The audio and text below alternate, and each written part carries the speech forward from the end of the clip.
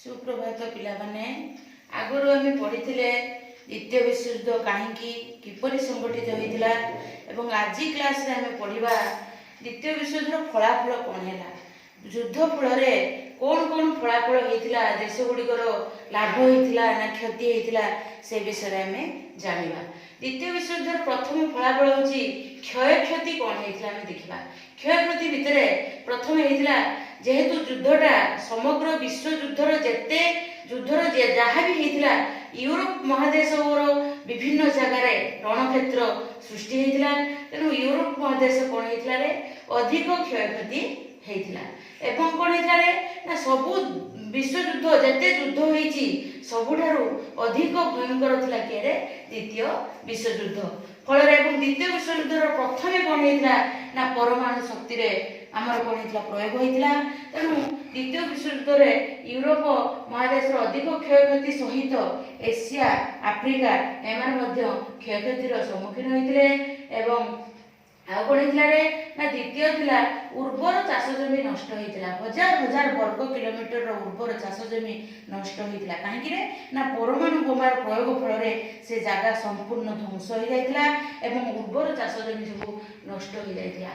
आ कौन होता ना विश्व युद्ध फल अनेक सामरिक एवं बेसामरिक अर्थात अनेक जनजीवन अनेक लोक मृत्युवरण करते माने जो माने भाग भी नहीं से भी मरी जो मैंने युद्ध में भाग नहीं भी नथिले सेमानकर जीवन मध्य नष्ट होता अर्थात से मृत्युवरण करते।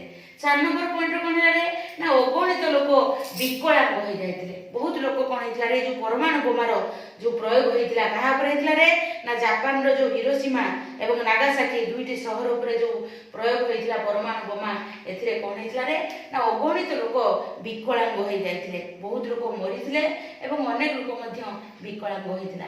आ कौन तापर पॉइंटा कौन ना अनेक सहर गिर्जा विश्वविद्यालय और कल कारखाना सब ध्वंस स्तूप परिणत हो जाता एगुड़िक संपूर्ण भाव में ध्वंस हो जाता जनजीवन सह जहाँ भी थिला सेठी गिर्जा विश्वविद्यालय कल कारखाना मंदिर जहाँ भी थिला सबकिछि ध्वंस हो जाता। आ कौन होता ना जर्मनी राजधानी उपरे बारंबार आक्रमण होता कौटे ना बर्लिन उपरे तेणु बर्लिन कौन होता ध्वंस स्तूप परिणत होता एवं जापान रो प्रमुख सहर हिरोशिमा नागासाकी ध्वंस स्तूप परिणत होता।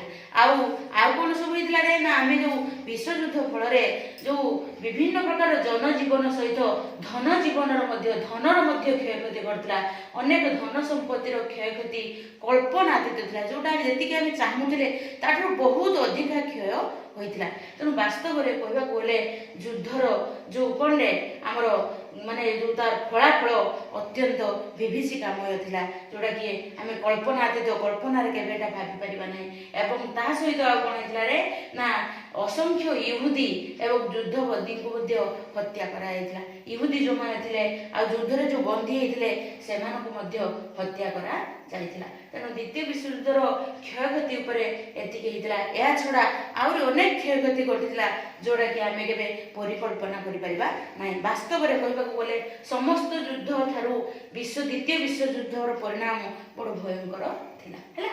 नेक्स्ट आसला कोन रे ना राजनैतिक और अर्थनैतिक परिणति कौन था विश्व युद्ध फलाफल प्रथम होता क्षय क्षति द्वितीय था कौन ना राजनैतिक एवं अर्थनैतिक परिणतिटा कौन होता तेणु द्वितीय विश्वयुद्ध पर कौन होता ना साम्राज्यवादी राष्ट्र मानकर प्रभाव ह्रास होता एवं कौन होता ना राजनैतिक अर्थनैतिक क्षेत्र में बहु परिवर्तन देखा जाइथिला एशिया आफ्रिका रे कौन होता बहु उपनिवेश आंदोलन कर स्वाधीन हेले युक्तराष्ट्र अमेरिका पृथ्वीर सबुठारु शक्तिशाली राष्ट्र रूपे परिगणित होइतिला कारण युक्तराष्ट्र अमेरिका कौन करथिला जापान हिरोशिमा नागासाकी उपरे से कौन ध्वंस करथिला जापान को पराहत करथिला सेइटा दिन ठारु युक्तराष्ट्र अमेरिका पृथ्वीर सबुठारु शक्तिशाली राष्ट्र रूपे परिगणित हला एवं से कौन होइतिला रे ना जर्मनी तो निज आत्मसमर्पण करथिला तेणु जर्मन रो से दिन ठारु कौन होइतिला रे ना नाजीवाद लोप होइतिला एवं रूस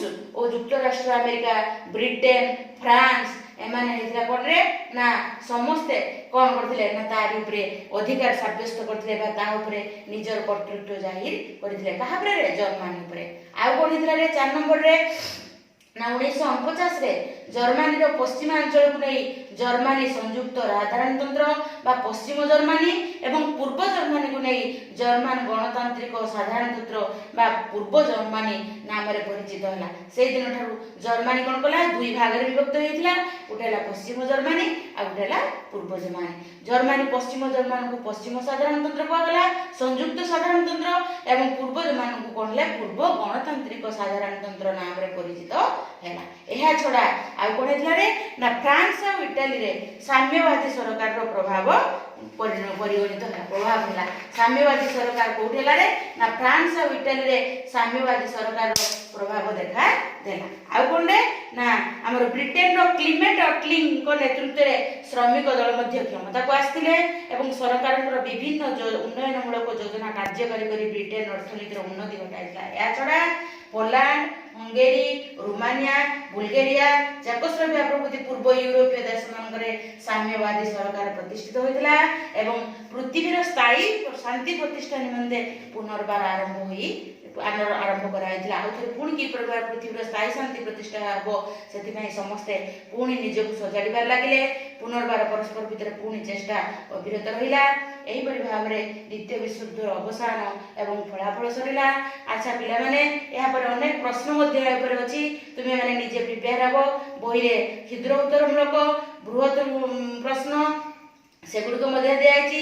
ତୁମେ ପଢ଼ିକି ନିଜ ନିଜ ଖାତାରେ କରିକି ଆଣିବ, ମୋତେ ଦେଖେଇବ। ଆଉ ୟା ପରେ ପିଲାମାନେ ମଧ୍ୟ, ମୁଁ ଏଇ ଅନଲାଇନ୍ କ୍ଲାସ୍ରେ ଗୋଟେ ପିଲା ମୋତେ ରିକ୍ୱେଷ୍ଟ କରିଛି, ଦିଦି ପ୍ରଥମ ବିଶ୍ୱଯୁଦ୍ଧର କାରଣ ଓ ଫଳାଫଳ କରିବା ପାଇଁ। ମୋର ଏଇ କ୍ଲାସ୍ଟା ଅନ୍ତ ହେଲା। ଏହା ପରେ ପର ପିରିୟଡ଼ରେ ଫାଙ୍କା ଦେଖିକି ମୁଁ ପ୍ରଥମ ବିଶ୍ୱଯୁଦ୍ଧ କାରଣ ଏବଂ ଫଳାଫଳ ବିଷୟରେ ପଢ଼େଇବି। ହେଲା ପିଲାମାନେ, ନେକ୍ସଟ କ୍ଲାସ୍ରେ ଆମେ ପଢ଼ିବା। ନେକ୍ସଟ ଟପିକ୍ ତୁମର କ'ଣ ଅଛି ସେ ବିଷୟରେ ଆଲୋଚନା କରିବା। ବିଦାୟ ପିଲାମାନେ।